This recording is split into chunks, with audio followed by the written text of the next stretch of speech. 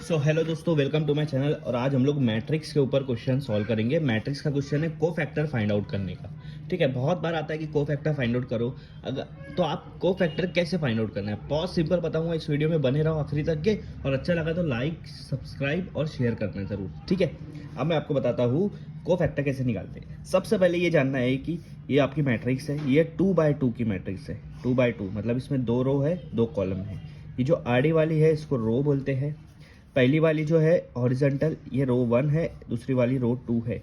और ये जो खड़ा आएगा उसको कॉलम बोलेंगे। पहला वाला C1, दूसरा वाला C2।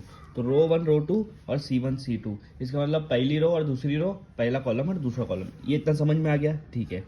अब आप देखो ये वाला एलिमेंट, देखो ये पहला एलिमेंट -1। -1 कहाँ पर आ रहा है? मतलब -1 कौन सी रो में आ रहा है? -1 जो है वो पहली रो में आ रहा है। ठीक है, पहली रो में आ रहा है 1 में। और कॉलम देखेंगे तो वो भी पहला है, तो 1 और 1, इसीलिए हम लोग इसको बोलेंगे A11। इसलिए हम लोग इसको क्या बोलेंगे? A11, मतलब पहला रो और पहला कॉलम का एलिमेंट। ठीक है, दूसरा हम लोग 2 देखेंगे। 2 कहाँ आ रहा है? रो जो देखा है वो पहली ही है, रो पहले लिखते हैं। और कॉलम आप देखोगे तो दूसरा कॉलम है, तो दूसरे कॉलम, तो ये A12 हो गया। ठीक है, उसके बाद ये -3 कहाँ पर आ रहा है?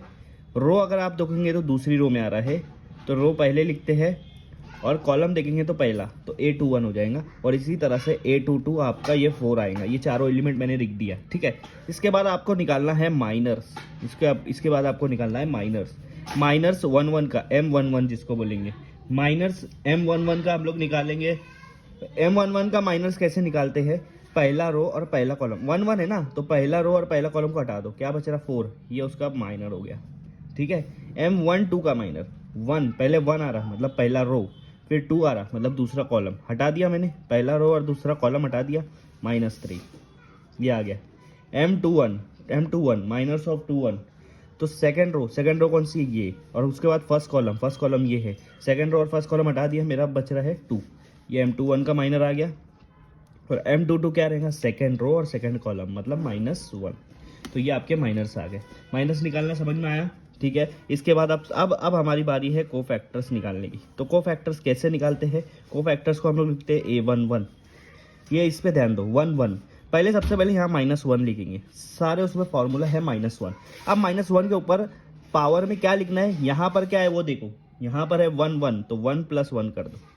1 2 रहता तो 1 + 2 करता, 2 1 रहता तो 2 + 1 करता। इन दोनों को प्लस कर देना है, यहाँ मल्टीप्लाई लिखना है और यहाँ माइनर लिखना है।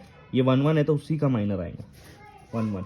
-1 के ऊपर क्या है? ये 1 + 1, ये 2 है, मतलब इसको बोलेंगे स्क्वायर। M11 क्या आया है? 4 है, तो यहाँ 4 लिख दो। अब आप याद रखो, -1 के ऊपर अगर इवन नंबर आ रहा है तो आंसर हमेशा 1 आता है, +1।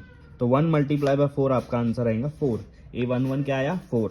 अब A12 निकालो, A12, तो यहाँ -1 आपको लिखना है, उसके ऊपर पावर में इन दोनों को प्लस कर दो, 1 + 2 को। इसके बाद आएगा M12 माइनर उसका।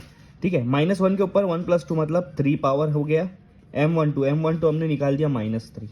अब देखो यहाँ पर -1 के ऊपर पावर क्या है? ऑड है, तो ऑड का आंसर हमेशा -1 ही आता है। अगर -1 के ऊपर ऑड पावर है तो हमेशा आंसर -1 ही आएगा। -1 और -3 आंसर आएगा +3, क्योंकि दोनों माइनस प्लस हो जाएंगे, मल्टीप्लाई कर रही है।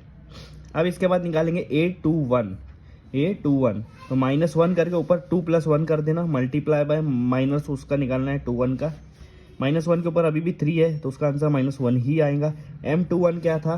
2 था, तो यहाँ 2 लिख दो। -1 × 2 आपका आंसर आएगा -2। आया समझ में? अब लास्ट आपको निकालना है A22। तो A22 -1, 2 2 है इसलिए 2 + 2 मल्टीप्लाई बाय M के साथ क्या रहेगा? यही रहेगा 2 2। -1 के ऊपर आ रहा पावर 4 जो कि इवन नंबर है, और M22 है आपका -1। ठीक है, -1 के ऊपर 4 है मतलब इवन नंबर, तो आंसर +1 आएगा। +1 मल्टीप्लाई बाय -1 आपका आंसर आ रहा -1। तो ये चारों उसके को फैक्टर्स यहाँ पर निकल गए।